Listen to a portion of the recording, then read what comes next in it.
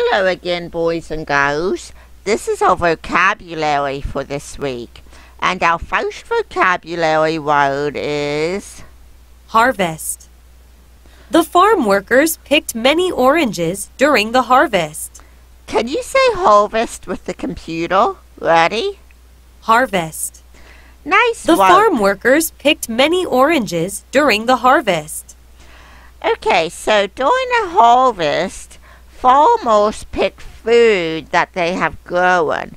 It could be oranges, it could be wheat, it could be corn, it could be tomatoes, whatever food that particular farmer has grown.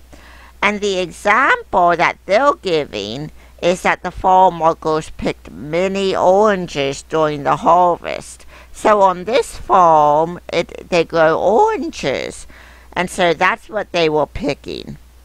Why do you think harvest time is important to a community? Because that is when they could pick all of the food that they have grown, and it could be a couple of different things they do with it. Perhaps the farmers take their stuff to a farmer's market a couple of days a week so that people from the community can come and buy fresh fruits and vegetables that were growing right there in the same area. Perhaps on a big farm like we see in the picture with all of these oranges, perhaps this farmer sells the oranges to a company, and so harvest time can bring a lot of money into the community and help the people out that's in the community. They can sell the stuff they've grown, and then they have money to use for things they need, to pay for their electric and to pay for the food they need to eat and that type of thing. Let's look at the picture of this orange orchard. The oranges are ready to be picked, and the farm workers are picking the oranges.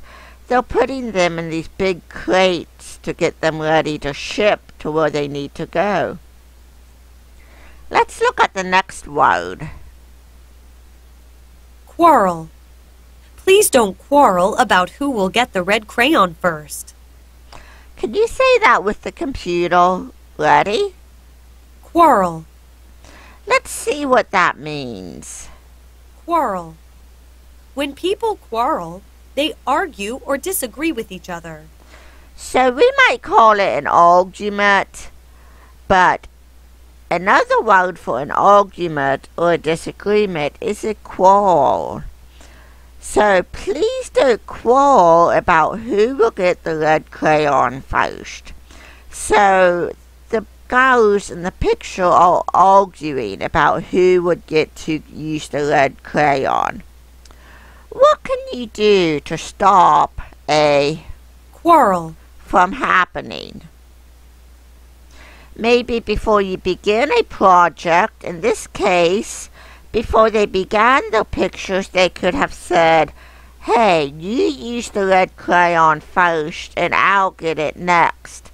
Or they could decide, maybe I'll use another color while you're using the red one. But there's different ways to work it out. In this picture, there's only one red crayon.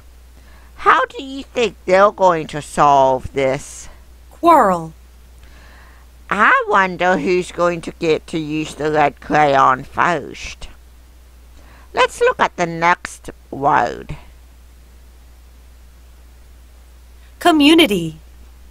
Playing sports is a great way for people in a community to have fun together. So a community is a group of people who work, play, or live together or close to one another. An example that they gave in a sentence is playing sports is a great way for people in a community to have fun together. Can you say the word community with the computer? Ready? Community. Nice work. What do you enjoy about our community? One thing that I like is the nice swimming pool that we have. I didn't go to it this year because of all of the sickness and stuff that was going around, but I enjoy going to the swimming pool. Not only do I enjoy being in the pool, but I enjoy watching the children play in the pool and play with one another and interact. The children in this picture are playing soccer in a community park. The community park is in a neighborhood where they live. We have a couple of parks in our community as well that we can go and play at. Let's look at the next word. Confused. The street signs confused the new driver, and she took a wrong turn. Can you say confused with the computer? Ready? Confused. Nice work. So to be confused is to be mixed up about something. So in this picture, the street signs confused the new driver and she took a wrong turn. They made her get mixed up about which way she should go. Sometimes we're confused about how we should do something, about directions, and we get it all mixed up in our brain. Like, for example, have you ever been confused about the rules of a game? I'm sure at one point or another. So if you're confused about the rules of a game, or if you're confused about something a teacher or someone tells you to do, how can you fix? You're all mixed up in your brain about how you should do it. How can you figure out the right way? You can ask questions.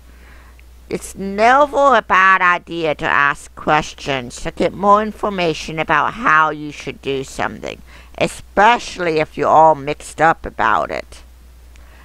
Let's look at the last word. Improve. You can improve at sports by practicing every day. So let's look at the video as to what improve means. Improve. To improve is to make something better. So if you make something better, you improve it. Can you say improve with the computer? Ready? Improve. Nice work. So you can improve at sports by practicing every day. You can make yourself get better if you practice every day. How do you think our class can improve? Well, there's a lot of different things that we could do. Maybe when we were doing fire drills, if you were in group A, we were kind of slow about doing it at first, weren't we? About getting in line and everything. So what did we do? We would practice. Once in a while throughout the day, I would say the word fire drill. And you would stand up and get in line as quickly and quietly as you could. And so we kept practicing, and so we were able to improve and get better. Look at the picture. The picture shows the word improve. The child in the picture is practicing to improve her skills at playing tennis. She has a whole basket of tennis balls there, and she is practicing hitting the ball with the tennis racket so she can get better at it. Okay, let's look at some of our sight words. We don't have any new words this week, but we're going to practice the ones we've already had. Whoops, that is the wrong one. Here is our first word. Do you know what it is? 2. We need to sit. Can you say to with the computer? Ready? 2. Good job. We spell to T-O. Spell it with me. Ready? T-O. Nice work. Let's go to the next one. Do you know what this word is? And. Nan and I wear boots. Can you say and with the computer? Ready? And. Nice work. We spell and A-N-D. Can you spell it with me? A-N-D. Good job. Here is our next word. Listen to it. Go. Now that G in go is made kind of funny because it's a typewriter G. And so it's not the way we write a G, but we need to learn to recognize that type too, so that when we're reading stuff that someone typed, we can recognize it. Everyone say go with the computer. Ready? Go. Mom and I go to the store. Okay, nice work. So we spell go G-O. Everyone spell it with me. Ready? G-O. Good job. Do you know what this word is? This word is you. Everyone say it with the computer. Ready? You. How do you feel, Dot? We spell you Y-O-U.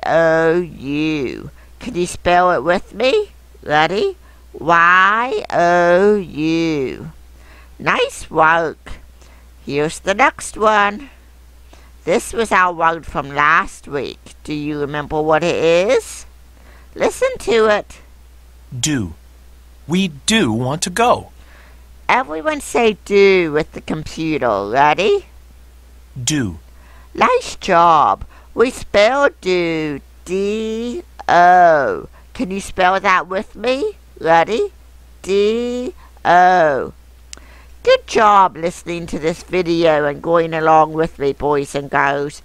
Have a great day and don't forget to watch the others.